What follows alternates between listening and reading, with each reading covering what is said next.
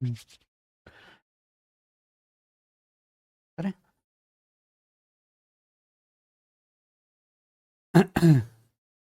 नमस्ते हमारे रेलवे की तैयारी करने वाले प्यारे प्यारे भाइयों, कैसे हैं आप बच्चों? स्टूडेंट्स, क्या मैं आप सबको लाइव दिखाई दे रहा हूं? देखिए, मजाक मस्ती बहुत हो गया बेटा। रेलवे एकदम एक्टिव मोड में आ चुकी है और हम भी फुल एक्टिव मोड में आ चुके हैं प्यारे दोस्त। ठीक है जी। हम लोग रेलवे के एग्जाम के लिए गणित पढ़ रहे हैं और पहला ही बेसिक सा चैप्टर हमने परसेंटेज प्रतिशत शुरू किया है। अब मैं अपने पढ़ाने की स्पीड भी बढ़ाऊंगा, आप भी अपने पढ़ने की स्पीड बढ़ाइए। ठीक है बच्चों। देखिए, परसेंटेज चैप्टर में मैंने आपसे कहा था कि हम 2 शीट बनाएंगे जिसमें 120 सवाल होंगे। परसेंटेज की 2 शीट है मेरे प्यारे भाई। पहली शीट में लगभग 65 क्वेश्चंस थे, दूसरी शीट में 74 क्वेश्चंस हैं। शीट में अपलोड करा दूंगा। ठीक है बच्चों। मैं हर एक पहले कॉन्सेप्ट को समझा रहा हूं एग्जाम्पल के साथ। कहीं कोई फॉर्मूला, कोई शॉर्ट ट्रिक आपको जाननी है, वो मैं आपको बता रहा हूं। ठीक है बच्चों। और फिर मैं उस पर सवाल करा रहा हूं। देखो, हमें जल्दी सिलेबस कंप्लीट करना है, लेकिन केवल सिलेबस कंप्लीट नहीं करना, हमें कुछ मिस भी नहीं करना है। ऐसा नहीं कि मैं यहां खाना पूर्ति फॉर्मेलिटी नहीं करनी है, लेकिन हमें जल्दी भी सिलेबस पूरा करना है। तो अब जो है, हम सैटरडे को भी आपकी क्लास लगाया करेंगे। ठीक है बच्चों, शनिवार को भी हम आपकी क्लास लगाया करेंगे। ठीक है भाई, चलिए शुरू करते हैं आज की कहानी। हम लोग क्या पढ़ रहे हैं?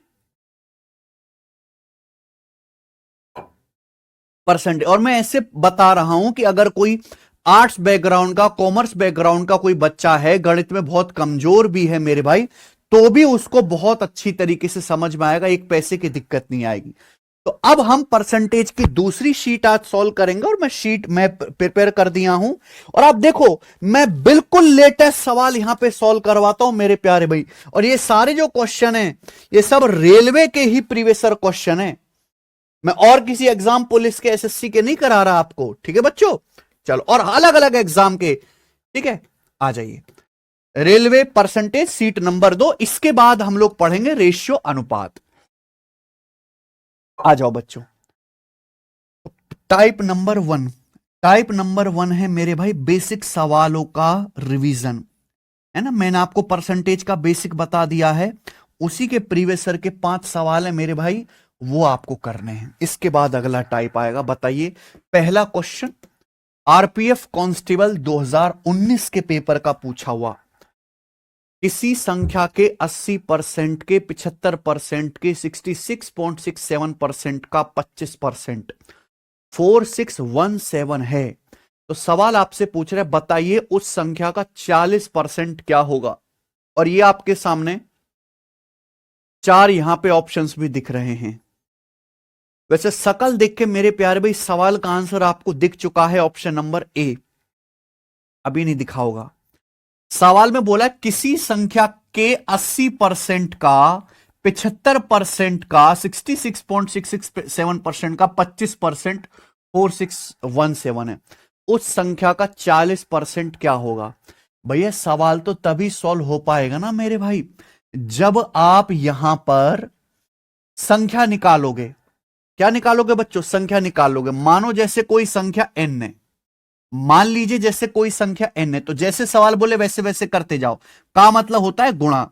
किसी संख्या के 80%, किसी संख्या के 80% का मतलब गुणा। 75%, 75% क्या होता है?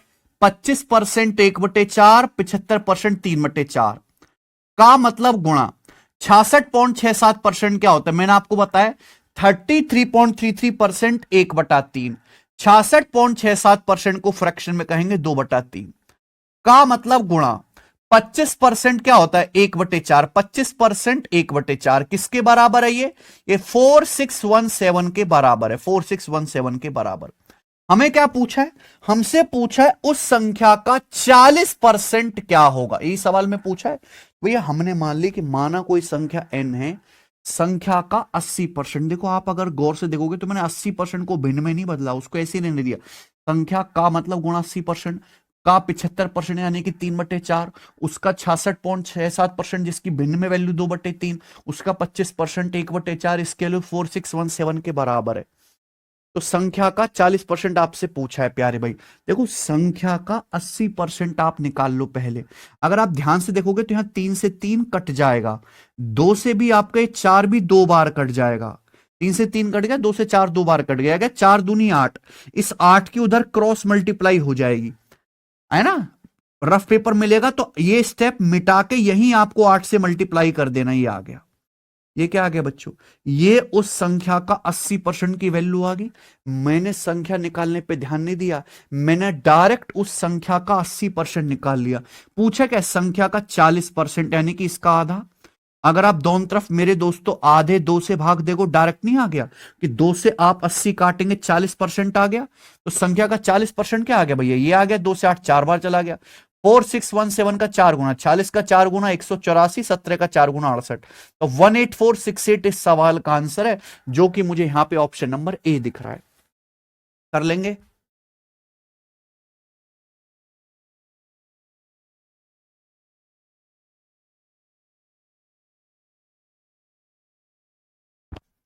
सब बच्चों को समझ में, आगे चलेंगे।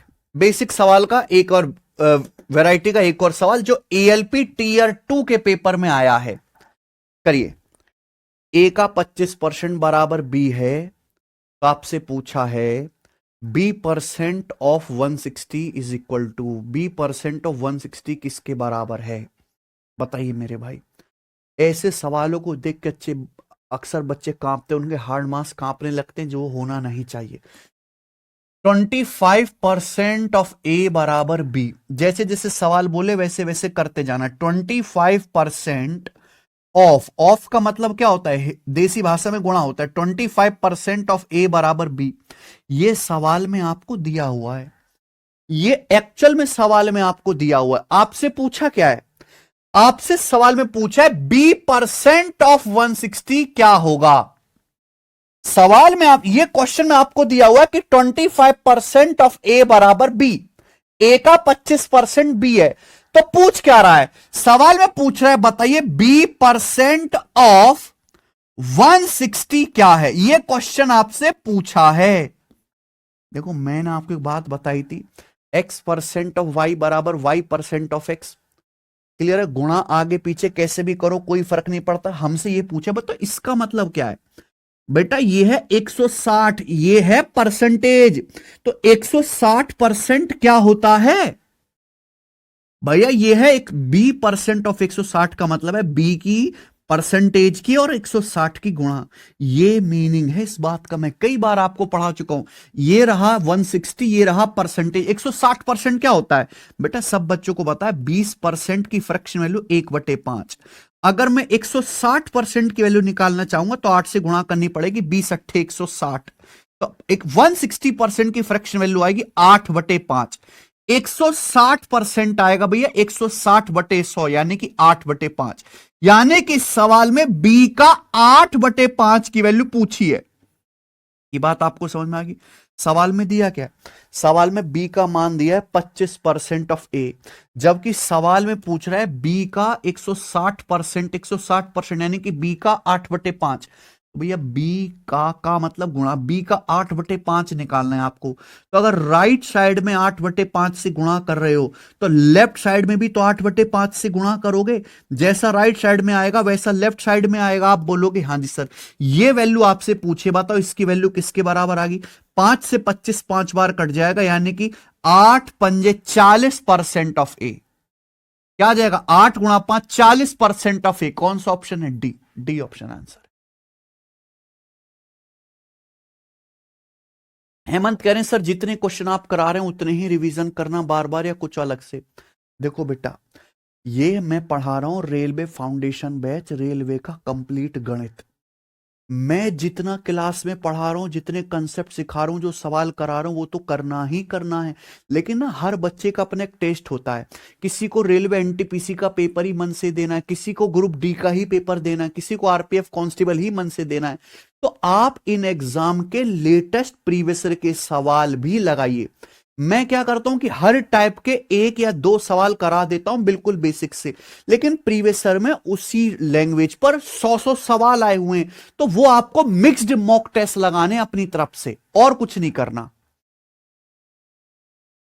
जो हम क्लास में पढ़ा रहे हैं उसको मुर्दा की तरह पढ़िए, उसके बाद आप एप्लीकेशन पे जाओ, टेस्ट रैंकिंग पे, मॉक टेस्ट वाले सेक्शन में यहां रेलवे के प्रीवियस ईयर के मॉक टेस्ट फ्री डाल रखे। मान लो किसी बच्चे को एनटीपीसी की तैयारी कर रहा है, वो एनटीपीसी का ही जानने का उसका मन है, तो एनटीपीसी के 2025 में 47 शिफ्ट में पेपर हुआ है, ये सारे के सारे फ्री डाले हुए, ये मॉक टेस्ट लगाओ। लेकिन ये कब लगा लेना? जब आपका सिलेबस आधे से ज्यादा पूरा हो जाए, ये आपको करना है, अलग से इस चैप्टर में कुछ नहीं पढ़ना। समझ में आया ना बच्चे? और ये सीबीटी 1 प्लस सीबीटी 2 मेरे प्यारे में मैं कंप्लीट पढ़ा रहा हूं। Pre plus means complete. आइए अगला सवाल, सवाल नंबर 3 करो। नेक्स्ट, दो संख्याओं के बीच का अंतर बड़ी संख्या का 35% है। सवाल कह रहा है छोटी संख्या 195 है तो बड़ी संख्या क्या होगी? रेलवे एनटीपीसी का सवाल है पुराना। देखो, जैसे जैसे सवाल कहे वैसे वैसे समझो। दो संख्याओं के बीच का अंतर बड़ी संख्या का 35% है। बड़ी संख्या का, दो संख्याओं के बीच का जो डिफरेंस है वो बड़ी वाली संख्या के 35% के बराबर है। 35% की फ्रैक्शन वैल्यू क्या होती है बच्चे बताओ? 5% 1/20, 5% का 7 गुना है। 35% की फ्रैक्शन वैल्यू 7/20। नीचे जो होता है मेरे प्यारे भाई वो हमेशा बेस होता है। सवाल क्या कह रहा है? दो संख्याओं का डिफरेंस बड़ी संख्या का 35% है। बड़ी संख्या का, बड़ी संख्या का, यानी कि अगर मैं मान लेता हूं कि बड़ी संख्या 20 है, मैं मान लेता हूं कि बड़ी संख्या 20 है, तो 20 का 35% किसके बराबर है? 20 का 35% 7 के बराबर है। ये दो संख्याओं का डिफरेंस है। ये दो संख्याओं का डिफरेंस है। तो आप मुझे बताओ प्यारे भाई, अगर मैं मान लेता हूं कि बड़ी संख्या ग्रेटर, जी मतलब ग्रेटर, बड़ी संख्या 20 है, तो सवाल में कह रहा है दो संख्याओं का अंतर, डिफरेंस बड़ी संख्या का 35% है। बड़ी संख्या को अगर मैंने 20 मान लिया तो 20 का 35% 7, यानी कि दोनों संख्याओं का डिफरेंस 7 आएगा। तो छोटी संख्या क्या आ जाएगी? स्मॉल नंबर क्या आएगा? एस मतलब स्मॉल नंबर क्या आएगा भाई? अगर संख्या, बड़ी संख्या 20 है, दोनों संख्याओं का डिफरेंस 7 है, छोटी संख्या क्या आएगी? 20 से 7 कम करेंगे, छोटी संख्या 13 आएगी। देखो, बड़ी और छोटी संख्या का डिफरेंस 7 हो गया, 20 और 13 का डिफरेंस 7। आप बोलोगे हां जी सर बिल्कुल सही, ये बड़ी और छोटी संख्या का अनुपात आ गया। सवाल कह रहा है छोटी संख्या 195, छोटी संख्या 195, 13 केवल 195, 13 कम 13, 6 तेरे पंजे 65, 15 गुना। बड़ी संख्या आपसे पूछे तो बड़ी संख्या भी 20 का 15 गुना आ जाएगी, यानी कि 300। बड़ी संख्या आ गई 300। ये सवाल का आंसर है डी ऑप्शन। बिल्कुल मुश्किल नहीं, आगे चलेंगे। एएलपी का बताइए। नेक्स्ट, हाँ जी, एक दिन का कितना परसेंट 18 मिनट है? What percent of a day is 18 minute? एक दिन का कितना परसेंट 18 मिनट होता है बच्चों? ये बताइए सवाल। बेटा एक बात ध्यान सुनना, ये है दिन, ये है मिनट, सेम यूनिट में होना चाहिए। सब बच्चों को पता है कि एक दिन में 24 घंटे होते हैं। एक दिन में कितने घंटे होते हैं? 24 घंटे। और एक घंटे में 60 मिनट होती है मेरे भाई, यानी कि एक दिन में 1440 मिनट होती हैं। कितना मिनट होते हैं प्यारे दोस्त? 1440 मिनट। तो सवाल में कह रहा है एक दिन का, ये आपका बेस हो गया, बेस। मैं आपको बता चुका हूं कि परसेंटेज किसी ना किसी को बेस मान के निकाला जाता है, बेस हो गया। एक दिन का कितना परसेंट 18 मिनट है? एक दिन का, तो बेस है आपका एक दिन, यानी कि 1440 मिनट। बेस हमेशा नीचे रखा जाता है। इसका कितना परसेंट 18 मिनट है, जो पूछा जाएगा वो ऊपर रखा जाएगा। बताइए बच्चों, नीचे बेस 1440 मिनट, एक दिन हो गया, कितना परसेंट, इसका कितना परसेंट 18 मिनट है? 18 मिनट के बारे में पूछा है, ऊपर बताओ कितना। 18 8 144, 1/80 आ गया। 1/80 को परसेंटेज में क्या कहेंगे या फ्रैक्शन में? परसेंटेज में क्या कहेंगे? B option. 1.25%। आप कहोगे सर आपने इतनी जल्दी कैसे परसेंटेज निकाल दी? बेटा मुझे याद है, मैंने आपको याद कराया 1/8 12.5%, याद कराया 1/8 12.5, 1/8 12.5%। यह है 1/80। 80 कैसे आएगा? 10 से भाग दो, 10 से भाग दो, यहां भी 10 से भाग दो, तो 12.5 को 10 से भाग दे दिया, आगे नहीं गया, डायरेक्ट 1.25%। क्लियर है? तो सारा खेल प्रैक्टिस का है। आगे चलेंगे, इस टाइप का लास्ट सवाल, लास्ट सवाल ये बताओ बच्चों, टेक्नीशियन ग्रेड 3 2024 के पेपर का है।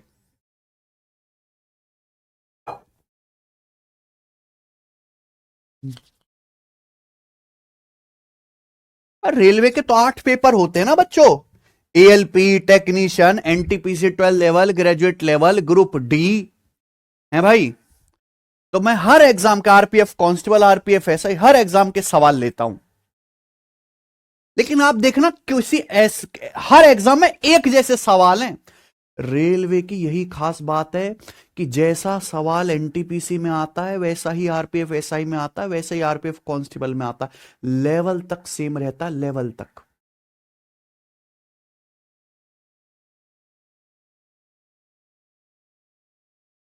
बनवारी पूरी कोशिश है। सवाल कह रहा है 3/20 का कितना परसेंट 12/25 है।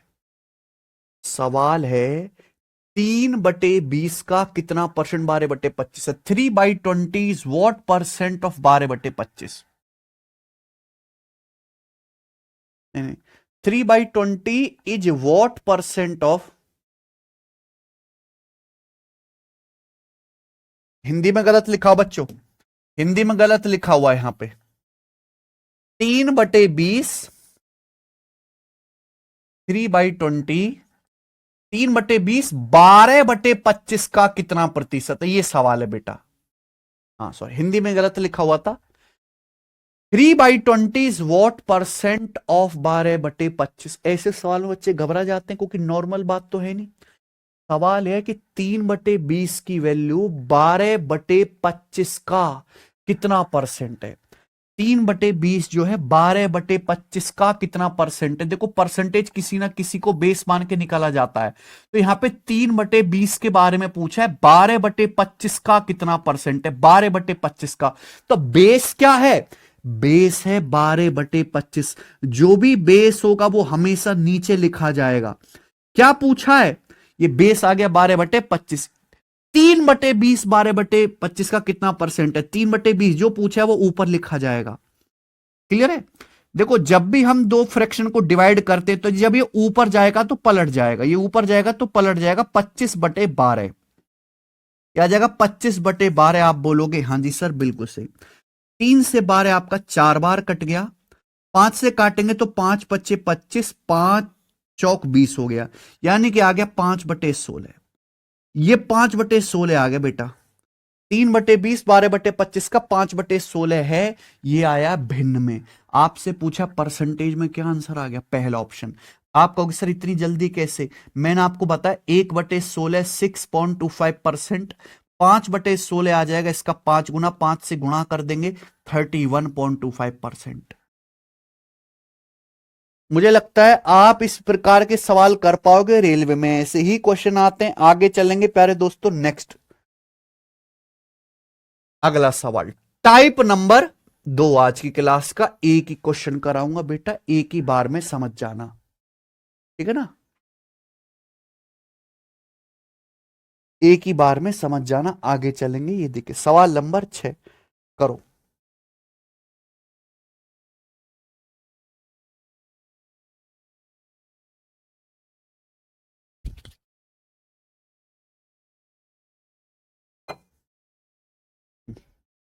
यदि किसी भिन्न के अंश में 10% की कमी की जाती है, हर में 15% की वृद्धि की जाती है, तो नए भिन्न का मान 2/5 हो जाता है। सवाल आपसे पूछा है मूल भिन्न ज्ञात कीजिए, ABCD करके आपके सामने 4 ऑप्शन है।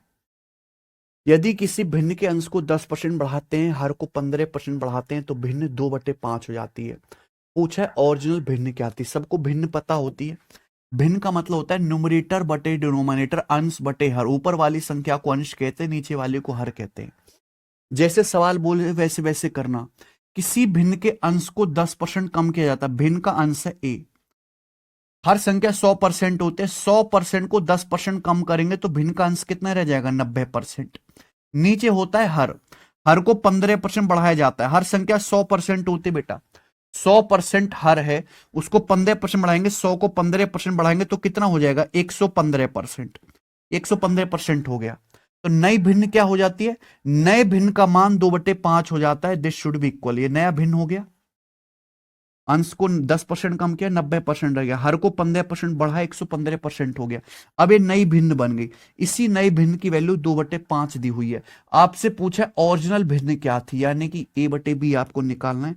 पूरी दुनिया में इससे आसान सवाल नहीं बचा। परसेंटेज कट जाएगा, 5 से 90 जाएगा मेरे भाई 18 बार, 5 से 115 जाएगा 23 बार। ये 2 से 18 चला जाएगा बच्चों आपका 9 बार। तो यहां से a/b किसके इक्वल आ गया? आप कहोगे सर 23 की यहां गुणा हो जाएगी 23 और बटे 9 की यहां गुणा हो जाएगी 9 पंजे 45, यानी कि 23/45 आ गया। और यही सवाल का आंसर भी ऑप्शन नंबर बी सही है। कर लोगे? आप बोलोगे हां जी सर बिल्कुल सही कर लेंगे, बिल्कुल बेसिक सवाल है। आगे आ जाइए। अगला अगला टाइप बच्चों, नेक्स्ट वैरायटी।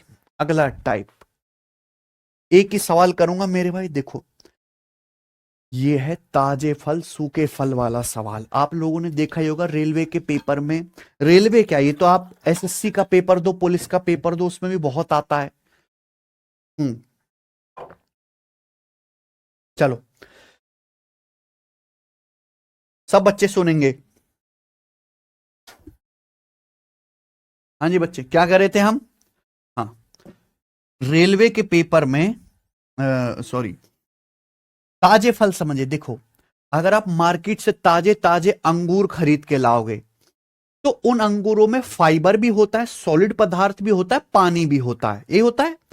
ताजे फलों में पानी की मात्रा थोड़ी ज्यादा होती है, पानी का परसेंटेज ज्यादा होता है। अगर आप ताजे अंगूर लाओगे, कुछ दिनों बाद वही अंगूर सूख जाते हैं। तो जब अंगूर सूख जाते हैं तो पानी जो है वो कम हो जाता है, पानी का परसेंटेज कम हो जाता है। लेकिन एक बात आप देखना कि जो फल का जो सॉलिड पार्ट होता है, जिसे कहते हैं फाइबर, या फाइबर जिसे बोलते हैं मेरे प्यारे भाई पल्प, वो पल्प सेम रहता है मेरे भाई, पल्प सेम रहेगा। ठीक है बच्चों, आप बोलोगे हां जी सर बिल्कुल सही, बात को समझ गए। इसी एक लॉजिक के ऊपर सवाल बनता है। आ जाइए। ताजे फलों में 58% पानी है और ड्राई फ्रूट्स में 30% पानी है। 200 किलोग्राम ताजे फलों से कितने सूखे फल प्राप्त किए जा सकते हैं? ये 4 ऑप्शन है और आंसर आपको बताना है किलोग्राम में। पहले तो आप सवाल समझ के सवाल का मतलब समझो। जो फ्रेश फ्रूट होते हैं, ताजे फल, उनमें पानी की मात्रा होती है 58%। जब यही ताजे फल सूख जाते हैं, ड्राई फ्रूट्स बन जाते हैं, तो पानी की मात्रा घट के रह जाती है 30%। तो बताओ अगर हम 200 किलो ताजे फल को सुखा दें तो कितने किलोग्राम सूखे फल आपको प्राप्त होंगे? देखो ताजे फल से अगर सूखे फल बनाओगे तो पानी कम हो जाएगा, पानी धूप में नॉर्मल जो है कम हो जाएगा।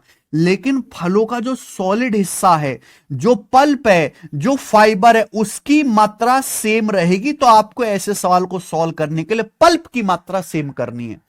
तो हमारे पास ताजे फल कितने? 200 किलोग्राम। हमारे पास 200 किलोग्राम ताजे फल है। कितने बेटा? 200 किलोग्राम। उन 200 किलोग्राम ताजे फल में पानी कितना है? 58% पानी है। 200 किलोग्राम ताजे फलों में 58% पानी है। 100% में से 58% तो पानी पानी है, यानी कि पल्प कितना है?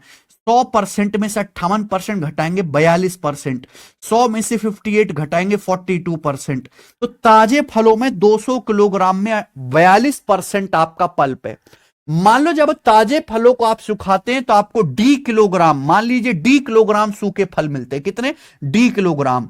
तो डी किलोग्राम सूखे फल मिलते हैं, उसमें पानी कितना होगा? 30%। अगर सूखे फलों में 30% पानी होगा, 100% में से 30% पानी होगा, तो सूखे फलों में पल्प कितना होगा? 70% पल्प होगा। 100 माइनस 100 में से 30 घटाओ, 70%। माना 200 किलोग्राम ताजे फलों को सुखाते हैं तो डी किलोग्राम आपको सूखे फल मिलते हैं। डी किलोग्राम में 30% पानी है, तो बाकी का 70% क्या? पल्प। ये बराबर होना चाहिए, ये मात्रा इक्वल होनी चाहिए। इक्वल कर दो बेटा, परसेंटेज कट जाएगा, जीरो भी आराम से कट जाएगा, 7 से 42 भी 6 बार कट जाएगा, यानी कि 20 छिक्का 120 किलो। तो यानी कि 200 किलोग्राम ताजे फलों को सुखाकर 120 किलो आपको सूखे फल मिलेंगे। ए ऑप्शन आंसर है। मुझे लगता है सब बच्चे सवाल कर चुके हैं।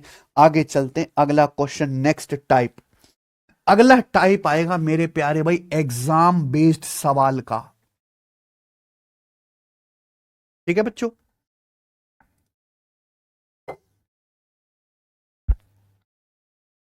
अगला टाइप है एग्जाम बेस्ड सवाल। अच्छे से समझ लीजिए मेरे प्यारे भाई बहुत जरूरी है, बहुत इंपॉर्टेंट है। ये देखो कॉन्सेप्ट, पहले कॉन्सेप्ट जानेंगे फिर सवाल करेंगे।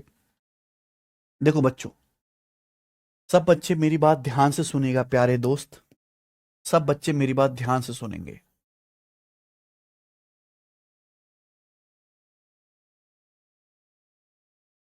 सबसे पहले जब भी आप कोई पेपर देते हैं तो उस पेपर के मेरे दोस्तों मैक्सिमम मार्क्स बता दिए जाते हैं।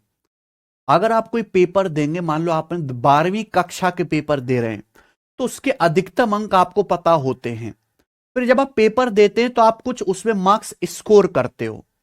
जब आप स्कोर करते हो तो आप उसका परसेंटेज भी निकाल सकते हो कि आपने कितने परसेंट मार्क्स स्कोर किया है। कैसे निकालते हैं वो समझिए मेरे भाई, सब बच्चे ध्यान से सुनेंगे। मैं हर चीज को एग्जाम्पल से समझाता हूं। अब आप मेरे पढ़ाने का तरीका समझ गए होंगे कि सर फॉर्मूला वगैरह जाते बताते नहीं है, सर एग्जाम्पल से ही बेसिक से कंसेप्ट क्लियर कराते हैं। मान लीजिए आपने एक परीक्षा दी जिसके मैक्सिमम मार्क्स हैं 650। मान लो आपने एक पेपर दिया जिसके अधिकतम अंक 650, 650 नंबर का, 650 अधिकतम नंबर का आपने एक पेपर दिया। ठीक है बच्चों, क्लियर? आप बोलोगे हाँ जी सर। तो जो मैक्सिमम मार्क्स हैं पेपर के वो किसके बराबर हैं? 100%। 650 से ज्यादा तो किसी बालक के नंबर नहीं आ सकते, तो मैक्सिमम मार्क्स क्या है? 100%। आपने एक पेपर दिया 650 नंबर का जिसमें आपके नंबर आए 416। 650 में से आपके 416 नंबर आए, मुझे बताओ आपके कितने परसेंट नंबर आए? जवाब दीजिए, कितने परसेंट नंबर आपके आए हैं? जल्दी बताइए। आपने पेपर दिया 650 नंबर का जिसमें से आपके नंबर आए बेटे 416, तो मुझे यह बात बताओ कि आपके कितने परसेंट नंबर आए हैं? बेटा मैक्सिमम मार्क्स हैं 650, वो कहां रखा जाएगा? नीचे। टोटल मार्क्स जो है वो हमेशा नीचे रखा जाता है 650। उसमें से आपके नंबर कितने आए हैं? 416। जो भी आपने स्कोर किया वो ऊपर आएगा। और परसेंटेज में कितने मार्क्स आए फिर आपको कैलकुलेट करने के लिए 100% से गुणा करनी पड़ेगी।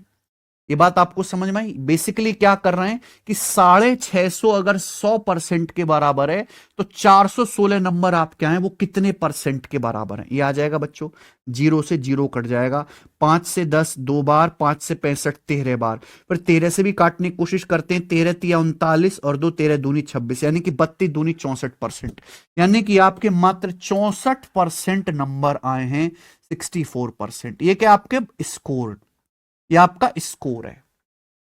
समझ में आया बच्चों? आप बोलोगे हाँ सर। तो आपने कितने परसेंट स्कोर किया? 64%। सब बच्चे सीख गए? आप बोलोगे हाँ जी सर। नेक्स्ट, आगे का कंसेप्ट समझिए। देखिए, जब भी आप कोई पेपर देते हैं तो ये पहले से ही डिसाइड होता है, एक बॉर्डर लाइन बना दी जाती है कि इससे ज्यादा नंबर आए तो पास हो गए, इससे कम नंबर आए तो फेल हो गए, है ना? जैसे आप स्कूल में पढ़ते थे तो 33% होता था, किसी बच्चे के 33% से ज्यादा नंबर है तो पास होगा, 33% से कम नंबर है तो फेल होगा। समझ में आई बात? आप बोलोगे हाँ जी सर बिल्कुल सही। अभी कॉन्सेप्ट समझिए, एक एग्जांपल समझिए। माना ये एक बॉर्डर लाइन है, माना ये बॉर्डर लाइन है बेटा, ये पासिंग मार्क्स। आपने एक पेपर दिया, ये एक बॉर्डर लाइन है पासिंग मार्क्स। जो बॉर्डर लाइन से ज्यादा नंबर लाएगा वो पास होगा, जो बॉर्डर लाइन से कम नंबर लाएगा वो फेल होगा। समझ में आई बात? आप बोलोगे हाँ जी सर। अब एक बच्चा जो है, हमें नहीं पता पासिंग मार्क्स कितने हैं, ये बॉर्डर लाइन है, पासिंग मार्क्स इससे ज्यादा लाने वाले ही पास होंगे।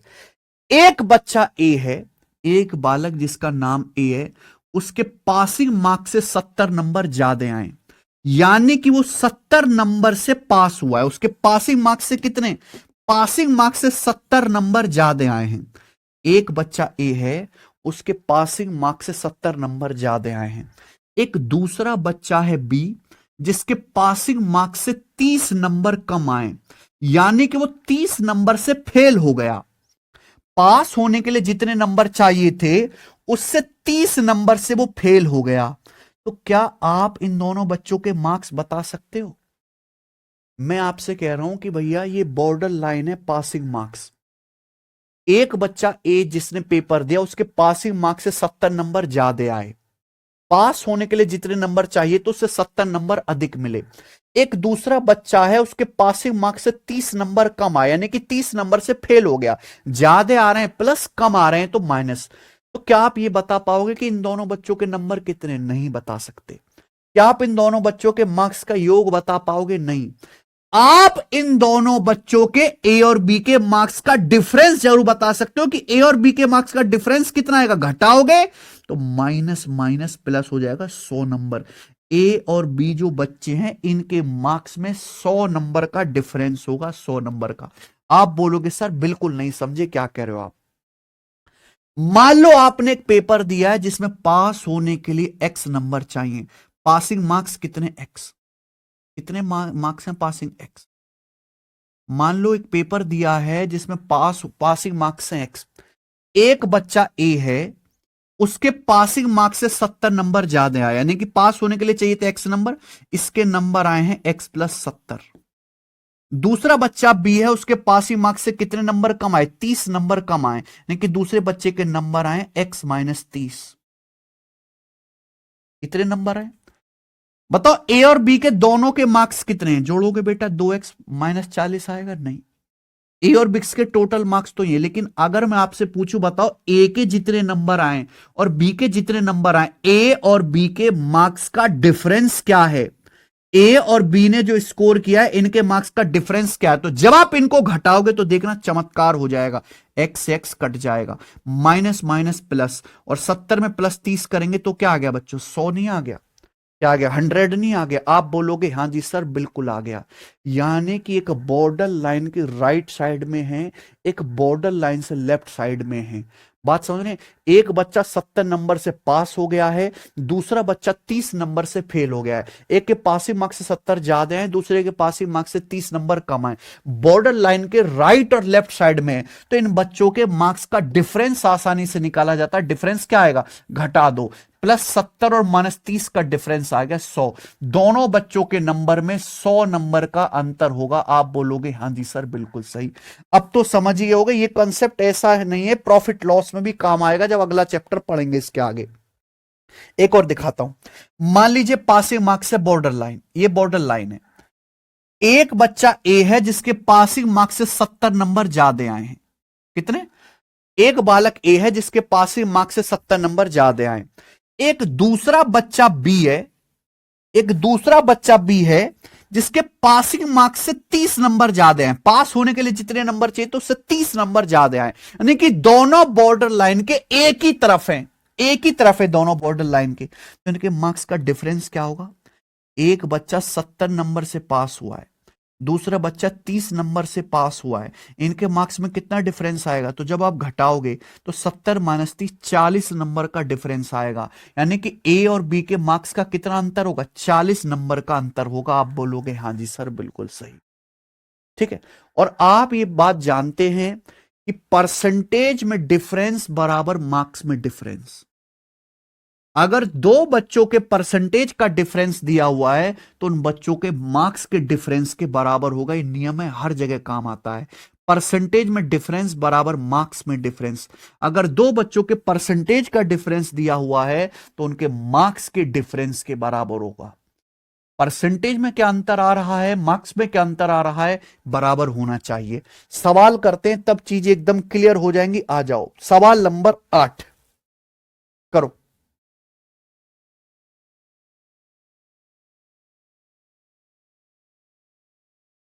ये सवाल कम से भी कम 100 बार रेलवे में आया है। ये सवाल आसान है।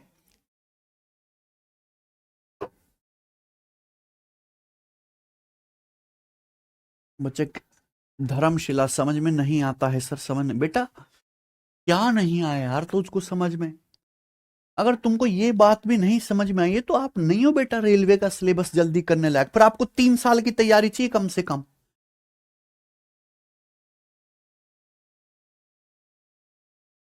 जितने भी बच्चे क्लास देख रहे हैं, क्या उनको ये बात अच्छी तरीके से समझ आ गई है? ये बता दीजिए।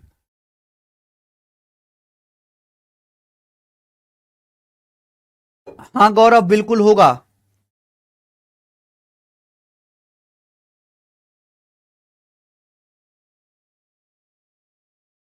भाई मैं ये कह रहा हूं कि पासिंग मार्क्स होता है बॉर्डर लाइन। एक बच्चा बॉर्डर लाइन से ज्यादा नंबर ला रहा है, कम नंबर ला रहा है, तो उनके मार्क्स में कितना डिफरेंस होगा? अगर राइट और लेफ्ट साइड में तो जुड़ जाएगा, 70 और 30 जुड़ के आ गया 100। एक ही तरफ है सीधा घट जाएगा। इतना अच्छे से मैंने आपको समझाया भाई। सवाल करो, देखो एनटीपीसी ग्रेजुएट लेवल का सवाल है। कल्पना और सुधा को एक ही एग्जाम में 621 और 522 नंबर मिले। दो लड़की हैं कल्पना और सुधा, दोनों ने सेम पेपर दिया। कल्पना के आए 621 नंबर, सुधा के आए हैं 522 नंबर। बोला कल्पना ने 69% नंबर प्राप्त किए। कल्पना के कितने नंबर हैं? 69%। तो पूछा सुधा के अंकों का परसेंटेज कितना है? बहुत से बच्चे क्या करेंगे, पहले ये पता लगाने की कोशिश करेंगे कि पेपर है कितने नंबर का, पहले ये पता लगाएंगे, फिर सुधा के नंबर पता लगाएंगे। ऐसे मत किया करो, थोड़ा दिमाग लगाना सीखो। सीखोगे वैसे धीरे धीरे। देखो कल्पना ने एक पेपर दिया, कितने नंबर का? 621 नंबर का। इस 621 में से 621 नंबर का पेपर दिया, कल्पना के नंबर आए 69%। तो 621 नंबर 69% के बराबर है। ये बात है। कल्पना ने एक पेपर दिया है 621 नंबर का, कल्पना के कितने नंबर आए? 69%। 621 नंबर 69% के बराबर है। सुधा ने सेम पेपर दिया 522 नंबर का। सुधा ने सेम पेपर दिया 522 नंबर का। तो मुझे बताओ सुधा के कितने परसेंट है? ये सवाल है, डायरेक्ट निकालो ना। अगर 621 नंबर 69% के हैं, अगर 621 नंबर 69% के बराबर है, तो एक नंबर कितना परसेंट है? उल्टा सोचो, 621 नंबर अगर 69% के बराबर है तो एक नंबर कितना परसेंट है? 621 उधर चला जाएगा बटे में, 621 बटे में आ जाएगा 69% बटे 621, ये आ गया। एक नंबर इतने परसेंट के बराबर है। सुधा क्या है? 522। 522 नंबर कितने परसेंट के बराबर है? 522 से गुणा कर देंगे, सीधा नहीं हो गया? आप बोलोगे हाँ जी सर। 69 मतलब 70। 70 से कितनी बार? 70 निम्मा 630। देखो 9 ही कम है, यानी कि पूरा पूरा 9 बार जाएगा। ये 9 बार, पूरा 9 बार चला गया। ये 70 है, ये लगभग 630 है। 70 निम्मा 630, ये 9 कम है, 630 से 9 कम है 621, पूरा 9 बार जाएगा। 9 से 522 काटेंगे, 9 पंजे 45, 7 दो 9 72, 58%। तो 58% इस सवाल का आंसर आ गया। ऑप्शन नंबर ए करेक्ट है, 58%। आगे चलते हैं, अगला सवाल। मैक्सिमम मार्क्स निकालने की जरूरत ही नहीं है। सवाल नंबर आप 9 लीजिए मेरे भाई, एग्जाम बेस्ड सवालों का। चलो, एक एग्जाम पास करने के लिए कुल अंकों में से 48% और विशेष योग्यता के साथ प्रथम श्रेणी में पास करने के लिए 80% अंक आवश्यक है। देखो बच्चों, पहले आप इस सवाल को अच्छे से पढ़ो समझो, तभी सवाल कर पाओगे। एक एग्जाम को पास करने के लिए आपको टोटल में से 48% नंबर चाहिए, केवल पास होने के लिए। सर बोला एक एग्जाम को पास करने के लिए टोटल मार्क्स का 48% चाहिए, लेकिन अगर आपको फर्स्ट क्लास लाना है, फर्स्ट क्लास विद डिस्टिंक्शन लानी है, फर्स्ट क्लास विद डिस्टिंक्शन लानी है, तो आपको 80% नंबर चाहिए। A student score 817 marks and failed by 47 marks. एक लड़के ने 817 नंबर हासिल किए, लेकिन फिर भी वो 47 नंबर से फेल हो गया, पास नहीं हुआ। 817 नंबर लाया, फिर भी 47 नंबर से फेल हो गया। तो सवाल ये है, how many marks should he score to get first class with distinction. First class score करने के लिए कितने नंबर चाहिए, अगर फर्स्ट क्लास लाना है तो कितने नंबर चाहिए, ये सवाल है बेटा। देखो भाई, बहुत बेसिक सवाल है, बहुत नॉर्मल सा क्वेश्चन, अगर आप अच्छे समझो। सवाल में दिया है कि भाई अगर एक एग्जाम में पास होना है तो पास होने के लिए 48% नंबर चाहिए, अगर एक एग्जाम में पास होना है तो 48% नंबर चाहिए।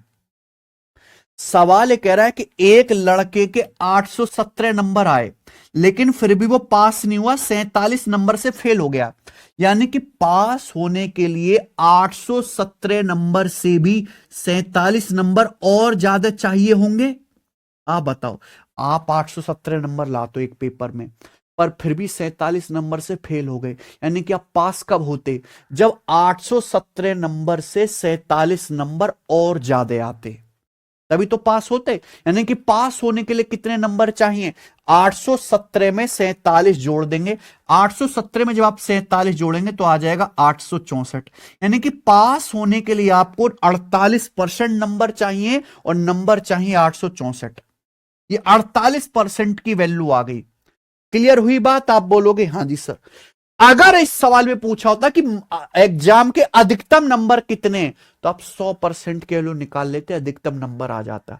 लेकिन सवाल में पूछा फर्स्ट क्लास के लिए कितने नंबर चाहिए, फर्स्ट क्लास के लिए नंबर चाहिए 80%, तो आपसे 80% की वैल्यू पूछिए। 48% की वैल्यू 864 है। 1% कैसे आएगा, 864 को 48 से भाग दे दो, 1% आ गया कि नहीं आ गया। 48% 864, 1% कैसे आएगा, 48 उधर ले जाओ, ये 1% का मान आ गया। 80% कैसे आएगा, 80 से गुणा कर दो, ये आ गया। 8 दो शाम 80 और 8 छिंग 48 और 6 से जाएगा, 6 कम 6, 6 चौक 24, 6 चौक 24, यानी कि 1440। तो फर्स्ट क्लास लाने के लिए 1440 नंबर चाहिए। इस सवाल का आंसर ये रहा, बी ऑप्शन। आगे चलते, अगला सवाल, ये बताइए। सवाल नंबर 10 करो।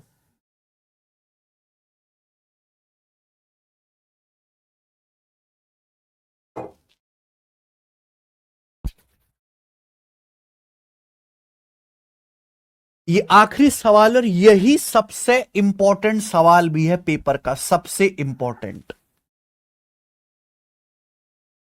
देखो यहां दो बच्चों की बात हो रही है। एक लड़का 43% नंबर लाता है और 72 नंबर से फेल हो जाता है। अच्छा, एक ही लड़का है, लेकिन जब वह लड़का 57% लाता है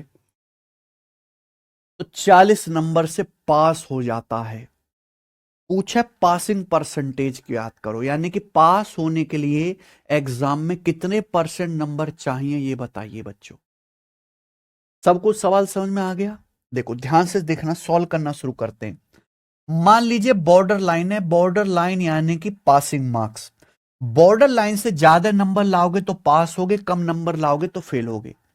अब एक लड़का कितने नंबर लाता है, 43%। एक लड़का बेचारा 43% नंबर लाता है, 43%, 43% नंबर लाता है और वो 72 नंबर से फेल हो जाता है, यानी कि उसके बॉर्डर लाइन से 72 नंबर कम आए, 72 नंबर से बेचारा फेल हो गया। लेकिन जब वो लड़का 57% नंबर लाता है, जब वही लड़का 57% नंबर लाता है तो 40 नंबर से पास हो जाता है, यानी कि उसको पासिंग मार्क्स से अब 40 नंबर ज्यादा मिले, 40 नंबर ज्यादा मिले। तो मेरे भाई पूछा पासिंग परसेंटेज क्या है, तो यहां पे आपको ना दो केस दे रखे हैं, दो केस। पहले एक लड़का 43% नंबर लाता है, 72 से फेल हो जाता है, लेकिन जब वही लड़का 57% नंबर लाता है तो 40 नंबर से पास हो जाता है। पासिंग परसेंटेज क्या है, तो आप बताओ। मैंने एक लॉजिक आपको बताया, सिंपल ये देखा करो, बच्चे के परसेंटेज में कितना डिफरेंस है, बच्चे के नंबर में कितना डिफरेंस है। पहले बच्चा 43% नंबर ला रहा था, अब वही बच्चा 57% नंबर लाया है, तो बच्चे के परसेंटेज में कितना डिफरेंस है बताओ। बच्चे के परसेंटेज में 14% का, उस बच्चे के परसेंटेज में 14% का डिफरेंस है। मुझे बताओ बच्चे के नंबर में कितना डिफरेंस है। पहले 72 नंबर से फेल हो रहा था, अब 40 नंबर से पास हो रहा है, यानी कि इन दोनों में कितना डिफरेंस है। पहले 72 से फेल था, फेल मतलब माइनस, पासिंग मार्क्स से 72 कम, पास का मतलब प्लस, पासिंग मार्क्स से 40 ज्यादा। इनका डिफरेंस कितना आएगा, इनका डिफरेंस आएगा 112। कितना डिफरेंस है नंबर में, 112। तो 14% की वैल्यू 112 नंबर के बराबर है। 14% की वैल्यू। अगर किसी बच्चे को यह बात ना समझ में आई हो तो कमेंट में यस लिख दो। अगर ये ना समझ में आई हो किसी बच्चे को बात, यहां ये कुछ भी लिखने की जरूरत नहीं थी, ये बस मैंने आपको समझाने के लिए बताया मेरे भाई। ये सब आपको दिमाग में करना था, क्योंकि लॉजिक कितना है, परसेंटेज में डिफरेंस बराबर मार्क्स में डिफरेंस। दो केस दे रखे, एक बच्चा पहले 43% नंबर लाता था, 72 नंबर से बेचारा फेल हो रहा था, 72 से। अब वही बच्चा 57% नंबर ला रहा है, 40 नंबर से पास हो रहा है, पास। तो बच्चे के परसेंटेज में कितना डिफरेंस है, 43 और 57, 14% का। नंबर में कितना डिफरेंस है, नंबर में डिफरेंस है मेरे प्यारे भाई ये घटा 112 का। 14% 112 नंबर के बराबर है। तो 1% कितना है, 14 अट्ठे 112, 112 को 14 से भाग दे दो, 14 उधर जाएगा, 112 बटे 14 8। अगर आपसे सवाल में यह पूछा होता कि बताओ एग्जाम के मैक्सिमम मार्क्स कितने हैं, तो क्या आप बताते, 100% की वैल्यू बता देते 80। ठीक बच्चों, अगर आपसे पूछा होता कि एग्जाम के अधिकतम अंक कितने हैं, तो आप 100% की वैल्यू बता देते, सॉरी 100 से गुणा कर देते 800, 800 नंबर। लेकिन सवाल एक लेवल और आगे चला गया। सवाल पूछा है कि पास होने के लिए कितने परसेंट नंबर चाहिए, पासिंग परसेंटेज कितने हैं। सवाल तो आपसे यह पूछ रहा है, बेटा चाहे ये सवाल पहले केस से सॉल्व कर लो चाहे दूसरे से सॉल्व कर लो, दोनों से ही आंसर आ जाएगा, कोई दिक्कत नहीं है। अगर आप पहला केस देखते हो बच्चों, तो ये दिया हुआ है कि एक बालक 43% नंबर लाता है, फिर भी 72 नंबर से फेल हो जाता है। एक बच्चा 43% नंबर लाता है, फिर भी 72 नंबर से फेल हो जाता है। यानी कि पास होने के लिए क्या चाहिए, पास होने के लिए 43% से भी 72 नंबर ज्यादा चाहिए। ये बात समझ में आ गई क्या, बोलो। चाहे पहले केस से कर लो चाहे दूसरे से, दोनों से आएगा। एक बच्चा 43% नंबर लाता है, 72 से फेल हो जाता है, यानी कि पास होने के लिए क्या चाहिए, 43% से भी 72 नंबर बच्चे को ज्यादा चाहिए। आप बोलोगे हाँ जी सर। अब आपको आंसर परसेंटेज में बताना है, ये तो ऑलरेडी परसेंटेज में है, तो 72 नंबर को परसेंटेज में बदल लो। केवल 72 नंबर क्या है बेटा बच्चों, 8 नंबर 1% के बराबर है।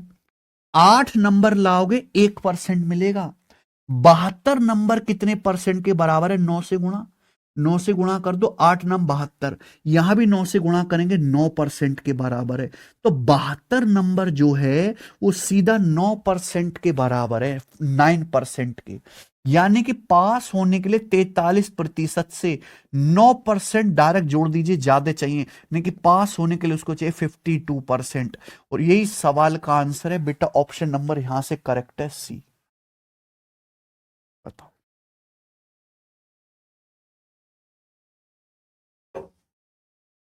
बच्चा पूछ रहा है हितेश सर दूसरे केस से कैसे होगा, दूसरे केस से, दूसरे केस से कि लड़का 57% नंबर लाता है, 40 नंबर से पास हो जाता है।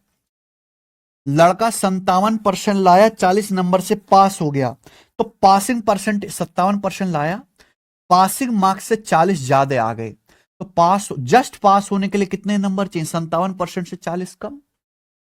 57% नंबर लाया, पासिंग मार्क्स से 40 नंबर ज्यादा आ गए, यानी कि एग्जैक्ट पास होने के लिए कितने चाहिए, 57% से 40 कम चाहिए। अगर 8 नंबर 1% है, 8 नंबर 1%, तो 40 नंबर 5%, 57 में से 5 घटा, अब भी 52% ही आएगा। आ गया, 8 + 43 से भी हो जाएगा। बेटा संदीप गलत है, जो आप सोच रहे हो वो गलत है। यही बेटा आपको सोचना है। वो जैसे किताबों में दिया होता है ना एक्स मान के, वो सब तरीके भूल जाओ, यही तरीके आपको जो है लगाने हैं। एक सवाल को ही मैं इतना टाइम देके क्यों बताता हूं कि मैं चाहता हूं कि एक सवाल से बच्चा बिल्कुल क्लियर कर ले। आप एक्स को पूरी तरीके से त्याग दीजिए। मुझे नहीं आता बेटा एक्स मान के करवाना सुमित, मुझे आता ही नहीं, मैं क्या बताऊंगा। समझ में आया तो बहुत अच्छी बात है, नहीं समझ में आया तो 15-20 दिन में अपने आप आ जाएगा। जैसे जैसे आप आगे पढ़ाओगे अपने आप आ जाएगा। खत्म, ये टाइप खत्म होता है। मैंने 3 क्वेश्चन करा दिए, आगे चलते अगला टाइप। ठीक है बच्चों, नेक्स्ट वैरायटी। ठीक है जी, आइए अगला टाइप है मेरे दोस्तों, आय खर्चा बचत वाला। ठीक है, अगला टाइप बहुत आसान है, आय खर्चा बचत। सब बच्चे ध्यान से सुनेंगे, ये बात बहुत सारे बच्चों को आती भी है, जिनको नहीं आती है मैं बता देता हूं। बिल्कुल रोना धोना बंद कर दीजिए। इधर गया,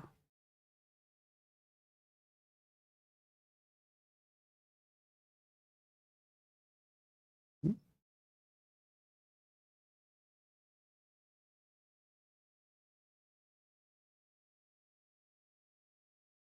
अरे पीपीटी डिलीट होगी क्या?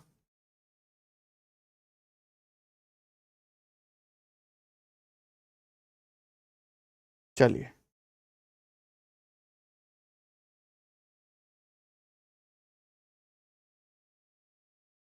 चलिए बच्चों कोई बात नहीं, मैं लिख के बता देता हूं। तो सब बच्चों को ये बात पता है, सब बच्चों को एक कॉन्सेप्ट पता है। आगे की बात समझेंगे। बहुत कमजोर बच्चे हो यार आप लोग पढ़ाई में, बहुत कमजोर बच्चे हो। वरना ऐसा नहीं कि 1 घंटे में 10 सवाल हो, 1 घंटे में कम से कम 15-20 सवाल होने चाहिए। लेकिन आप लोग इतना स्लो समझते हो मेरे भाई कि आप बहुत कम सवाल हो पाते हैं। ठीक है, चले अगला कॉन्सेप्ट समझेंगे मेरे भाई। सब बच्चे अपनी कॉपी में लिख लेंगे, इनकम बराबर एक्सपेंडिचर प्लस सेविंग। इनकम बराबर, नेक्स्ट कॉन्सेप्ट, इनकम बराबर एक्सपेंडिचर प्लस सेविंग। इनकम बराबर एक्सपेंडिचर प्लस सेविंग्स।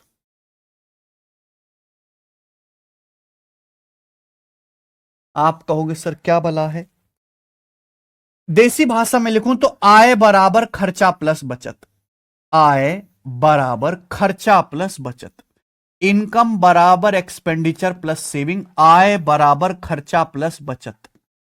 ठीक है, आय बराबर खर्चा प्लस बचत। शॉर्ट में अगर इसको लिखा जाए तो इनकम यानी कि आई बराबर एक्सपेंडिचर प्लस सेविंग। देखो बेटा, ये संसार का नियम है, पढ़े लिखे तो क्या अनपढ़ लोगों को भी ये बात पता है कि इनकम बराबर ही एक्सपेंडिचर प्लस सेविंग, आय बराबर ही खर्चा प्लस बचत होता है। प्यारे दोस्तों, मान लीजिए आपकी रेलवे में नौकरी लग जाती है और आप एक महीने के 60,000 रुपए प्यारे दोस्तों कमाते हैं।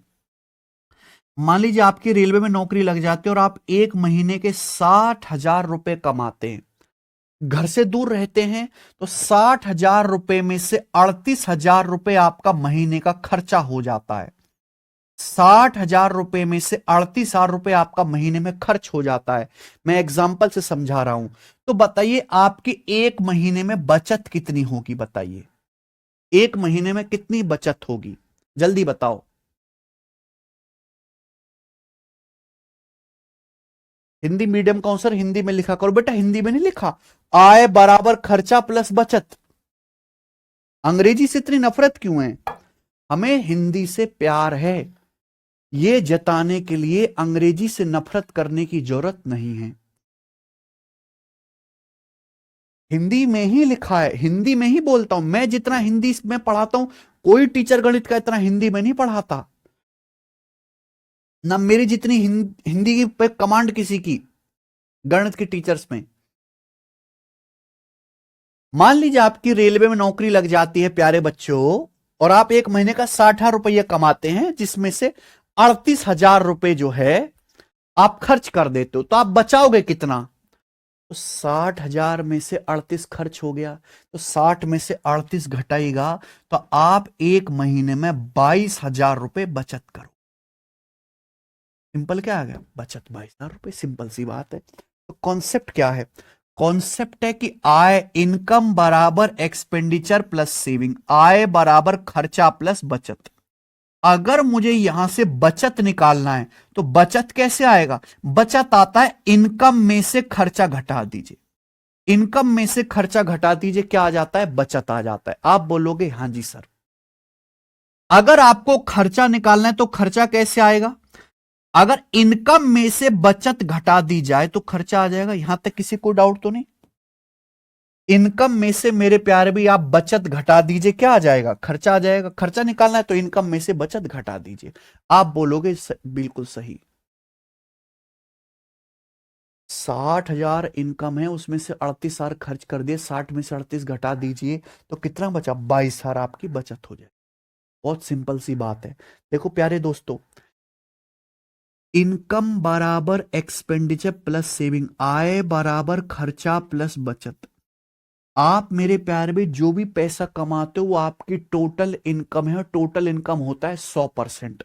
आप जो पैसा कमाते हो वो आपकी इनकम है, इनकम होता है 100%। प्यारे बच्चों कितना होता है, 100%। मान लीजिए कि आप 100% में से महीने भर पैसा खर्च करने के बाद, मान लो 100% में से आपने महीने भर पैसा खर्च किया, 100% में से पैसा खर्च करने के बाद आप 30% बचत करते हैं। आप 100% पैसा कमाते हैं, 100% आपकी इनकम है, महीने के एंड में 30% आप बचत करते हैं। तो मुझे बताइए आप खर्च कितना करोगे, आपने कितना परसेंट खर्च किया। 100 में से 30% अगर आपने खर्चा, एक्सपेंडिचर, 100% इनकम में से 30% आपने सेविंग्स की है, तो बाकी 100 में से 30 घटाइए, 70% आपने अपनी इनकम का खर्च कर दिया। आपने अपनी इनकम का 70% एक्सपेंडिचर कर दिया, खर्च कर दिया। सिंपल लॉजिक है, सब बच्चों को समझ में आया होगा। क्या हमारे देश में कोई ऐसा भी बालक है जो ये सब बात भी ना समझ पाता हो और फिर भी कहीं कोने में ये सोचता हो कि मैं रेलवे में लगूंगा? क्योंकि इतने बेगैरत लोग तो नहीं चाहिए बेटा, मुझे भी ना, रेलवे को ना, देश को। इतने बेगैरत लोग तो नहीं चाहिए।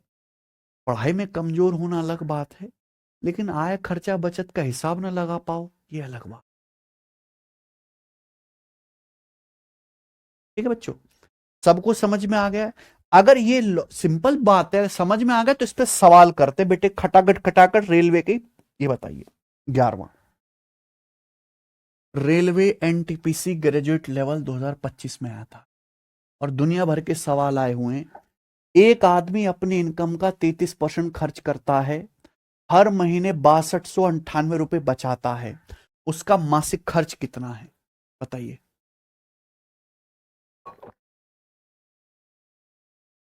एक आदमी अपनी इनकम में से कितना खर्च कर रहा है बच्चों, 33%। 33% आदमी खर्च करता है, ठीक है बच्चों, और महीने में कितना बचाता है, हर महीने 6298 रुपए अपने घर में बचा भी लेता है। तो सवाल यही है कि उसका खर्च कितना है। देखो बच्चों, आदमी जो पैसा कमाता है वो इनकम है 100%। अगर 100% में से उसने 33% खर्च कर दिया, कितना खर्च कर दिया, 33%, तो यानी कि उसने बचत कितनी करी है। अगर कोई आदमी 100% में से 33% खर्च कर रहा है तो बचत कितनी कर रहा है, 100% में से 33 घटाइए, 67%। 67% आदमी बचत करता है, और 67% की वैल्यू, सवाल आदमी महीने में कितना बचत कर रहा है, 6298 रुपीज दी है मेरे भाई, 6298 रुपीज। और आपसे क्या पूछा है, 33% की वैल्यू पूछी है। क्या होने गया प्यारे बच्चों ये सवाल, 67% की वैल्यू आपको दी है बचत, और 33% की वैल्यू पूछी है। तो जो भी 33, देखो आंसर जो भी आप निकालोगे, 33 में क्या आ रहा है, 3, आंसर 3 से कटने वाला होगा, 11 से कटने वाला होगा, है ना। आप क्या करोगे, 1% की वैल्यू क्या आएगी 6298/67। 33% की वैल्यू क्या आएगी 33 से गुणा।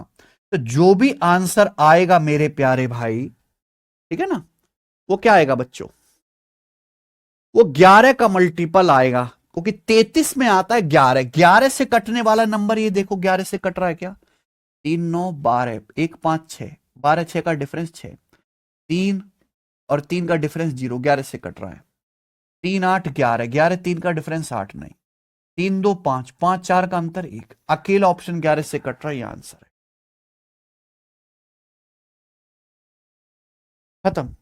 इतना ही टाइम लगाना, आगे चलेंगे। सवाल नंबर आपके सामने 12, ये बताइए, बहुत इंपॉर्टेंट सवाल है। 12, एक्स अपने खर्च की प्लानिंग करता है, जिसमें इनकम का 30% घर के किराए के लिए, 25% भोजन के लिए, 15% चिकित्सा के लिए और 16% अदर छोटे मोटे खर्चों के लिए फिक्स करता है। हर महीने 42,000 रुपए की बचत कर सकता है। तो पूछा है एक्स की मंथली सैलरी, मंथली वेतन क्या है, ये सवाल है बच्चों। बहुत बेसिक सवाल है। आपको पता है हर आदमी की मंथली सैलरी होती है 100%। हर आदमी की मंथली इनकम होती है बच्चों 100%। 100% में से एक्स ने अपने खर्च का एक प्लान बनाया, मस्त प्लान बनाया। क्या प्लान बनाया कि भाई 30% किराए पे खर्च होगा, 30% किराया जाएगा, 25% खाने पीने पे खर्च करूंगा, है भाई, 15% मेडिकल पे खर्च करूंगा, दवाई विवाई पे, 16% छोटे मोटे खर्चे करूंगा। हर महीने 42,000 बचत करता। तो आप ये नहीं पता लगा सकते कि 100% में से कुल खर्च कितना किया। आप आदमी का टोटल खर्चा निकाल लो ना। कैसे निकालोगे टोटल खर्चा, जोड़ के भाई 30 और 25 55, 55 में 15 जोड़ूंगा 70, 70 में 16 जोड़ूंगा 86%। यानी कि आदमी ने 100% में से 86% खर्च कर दिया। कोई दिक्कत, सब जोड़ लिया, 30 25 55 और 15 70 16 86। 100% कमाया, उसमें से 86% खर्च कर दिया, तो बचा 14%। इसी 14% को उस आदमी ने चुपचाप बचत करी है। आदमी बचत कितनी करता हर महीने 42,000। तो 14% की वैल्यू है सवाल में 42,000 रुपए। बताओ कितने गुना। तो आप कहोगे सर 14 तिया 42, 3,000 गुना। तो आपसे पूछा है उसकी मंथली सैलरी, मंथली सैलरी यानी कि इनकम, इनकम यानी कि 100% की वैल्यू, 100% की वैल्यू भी 3,000 से गुणा कर देंगे, 3 लाख रुपए। इस सवाल का आंसर आ जाएगा 3 लाख रुपए। ऑप्शन नंबर बी करेक्ट है। खत्म। ऐसे सवालों से रेलवे का प्रीवियस ईयर पेपर आप झांक के देके भरा पड़ा है। एक और सवाल करेंगे, सवाल नंबर 13, बताओ।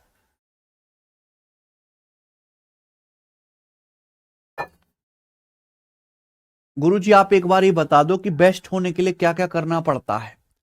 पहली बात तो कमेंट करना बंद करना पड़ता है बेटा, ठीक है। सवाल देखो, एक आदमी अपनी मंथली सैलरी का और चुपचाप मुर्दे की तरह बिना हलक से आवाज निकाले सिलेबस पूरा करो, रिवीजन करो, प्रीवियस ईयर के सवाल लगाओ, मॉक टेस्ट लगाओ और चूचा चूचू करना बंद करो। एक आदमी अपनी सैलरी का 28% घर के किराए पे खर्च करता है। हर महीने 687 रुपए ट्रांसपोर्ट पर, 7,483 रुपए किराने पे खर्च करता है और बाकी 218 रुपए वो बचा लेता है। उसकी मंथली सैलरी कितनी है। ये 4 ऑप्शंस आपको दिए हुए हैं, ABCD। बहुत मस्त सवाल है। देखो बेटा, देखो, एक आदमी की मंथली सैलरी पूछे, मंथली सैलरी तो 100% ही होती है। हर आदमी की तनख्वाह 100% है प्यारे बच्चे। एक आदमी अपनी मंथली सैलरी में से 28% घर के किराए पे खर्च कर देता है। 100% में से 28% बहुत महंगा फ्लैट ले रखा, किराया दे दिया। फिर हर महीने प्यारे दोस्तों 687 रुपए ट्रांसपोर्ट पे भी, रिक्शा में जाता वो भी खर्च किया, 7,483 रुपए घर का राशन पे खर्च किया और बाकी 218 रुपए ही महीने का बचाए। बचत कितनी आप खुद सोचो।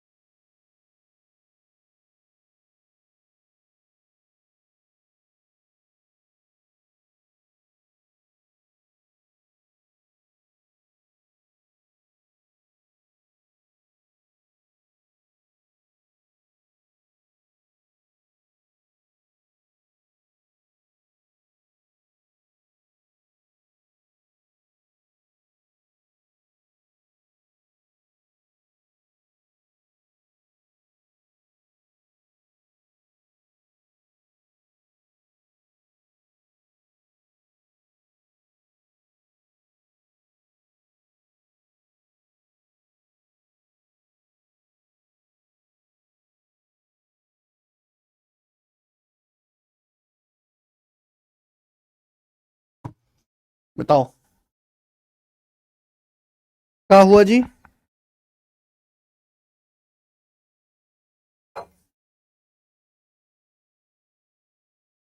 28% किराए पे खर्च कर रहे हैं, बाकी ये सब हो गए हैं। आप बताओ 100% में से 28% खर्च कर दिया तो बचा कितना?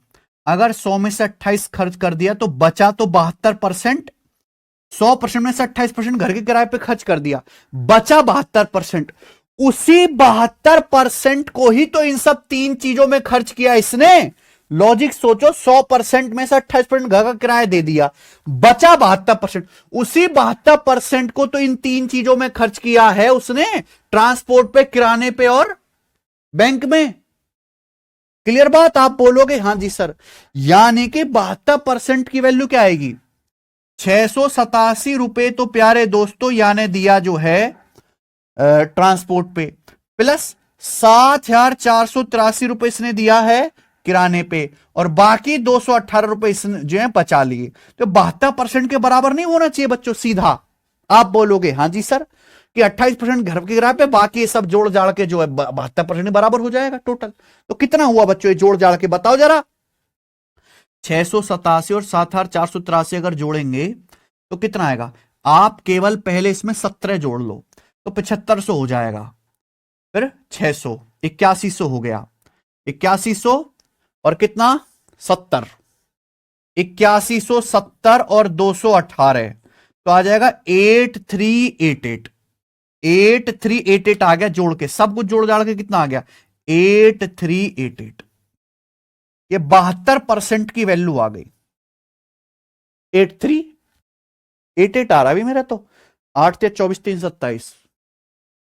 72% के लिए आपसे पूछा मंथली सैलरी, ये 72% की वैल्यू है 8388 रुपए। तो 1% की वैल्यू क्या है? 1% की वैल्यू है 8388/72, ये 1% की वैल्यू है। आपसे क्या पूछा भाई साहब यहां पे? मंथली सैलरी 100% की वैल्यू पूछी है तो 100 से गुणा कर दीजिए। 100% की वैल्यू आपसे पूछे तो 100 से गुणा कर दीजिए रुपया में, ये आंसर है। ठीक है,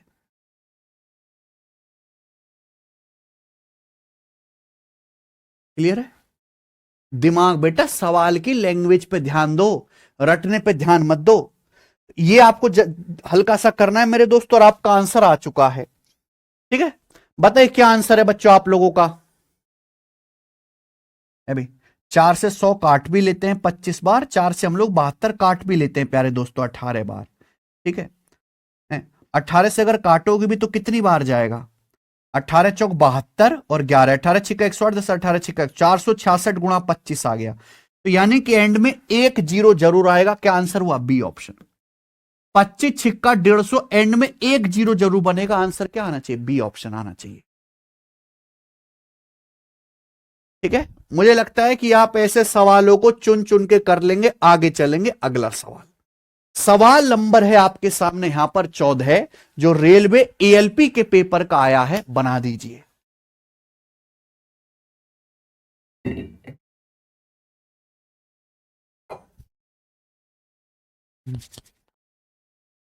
क्रोध है।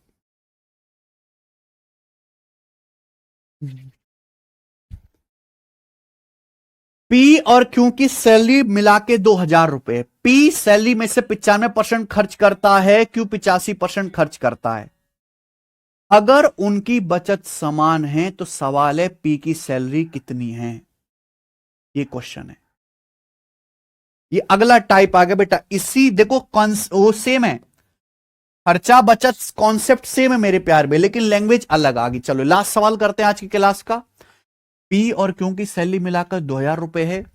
पी 95% खर्च करता है, क्यू 85% खर्च करता है। अगर उनकी बचत सेम है, सेविंग सेम है, तो सवाल में आपसे पूछा है पी की सैलरी कितनी है। मेरे भाई यहां पे दो लोग हैं, पी और क्यू, ये दो लोग हैं। तो क्वेश्चन के अकॉर्डिंग आप, मैंने मान लिया कि माना पी की सैलरी पी है, क्यू की सैलरी क्यू है। मान लो कि पी की इनकम पी की सैलरी पी रुपए है और क्यू की सैलरी क्यू रुपए है। सवाल में बोला है पी 95% खर्च करता है और क्यू अपनी सैलरी में से 85% खर्च करता है। दोनों की बचत सेम है।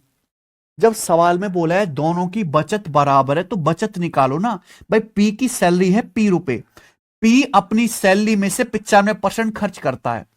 पी 100% अगर कमाता है तो 100 में से 95% खर्च करता है, तो पी अपनी सैलरी का 5% बचत कर रहा है। पी की बचत है सैलरी का 5%। क्योंकि सैलरी को हमने माना है क्यों सैलरी में से 85% खर्च करता है। अगर क्यों 85% खर्च कर रहा है, 100% में से क्यों 85 खर्च कर रहा है, तो 100 में से 85 घटाइए।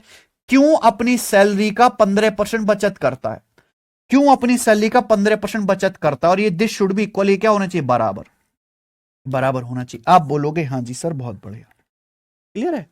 तो मैंने इक्वल कर दिया, तो यहां से 5 से 15 3 बार कट गया, तो यानी कि पी और क्यू की सैलरी का रेशियो क्या आ गया, 3/1।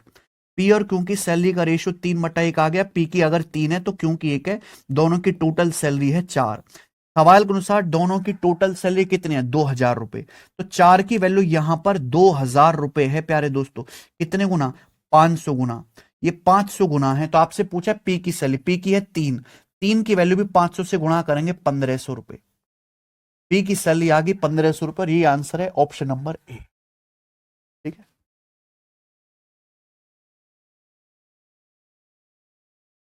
कर लोगे इस टाइप का सवाल।